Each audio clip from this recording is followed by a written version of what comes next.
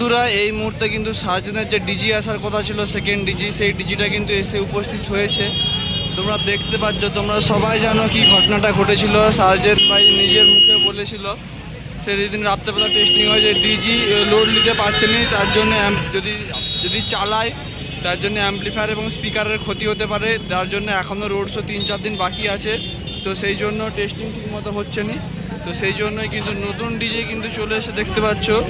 বলতো সবাই বলা বলি করছে এটা 500 কেবির ডিজি দেখতে পাচ্ছ উপরের। হ্যাঁ, উপরে সাইলেন্সারটা দেখো ডিজির কত বড় বন্ধুরা। আর এখানে কিন্তু অবশ্যই ডিজিটা রাখা আছে। তো মেবি দেখা যাক কখন টেস্টিং করে। এখন তো সন্ধ্যা আর নয়, এখন রাত হয়ে গেছে, রাত 7:52 বাজছে। ঠিক আছে, তো 7:52 জাস্ট এই ডিজিটা এসে রেখেছে এখানে। এত বড় সাইজের ডিজি তোমরা দেখতে পাচ্ছ।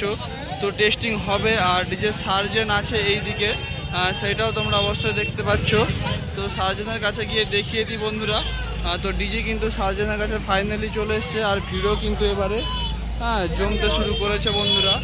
তো কালকে নাকি বলছিল যে ওই বিল্ডিংটা নাকি প্রচুর ভাইব্রেশন হচ্ছিল, ওই বিল্ডিংটা এখন টেস্টিং করে, সবাই এরকম বলা বলি করছে। তো ডিজি যেহেতু চলে এসছে এবার কিন্তু এখানে কিন্তু বরাবর কিন্তু ভিড় লাগতেই থাকবে। ঠিক আছে, লাগতেই থাকবে। আর এখানে সার্জেনের কাছে অবশ্যই ভিড়টা তোমরা লক্ষ্য করতে পারছো তো কীরকম পরিমাণে ভিড়। আর এই যে তিরপলটা ঢাকা আছে এটা কিন্তু ডিজে সার্জেনের সেট আপ।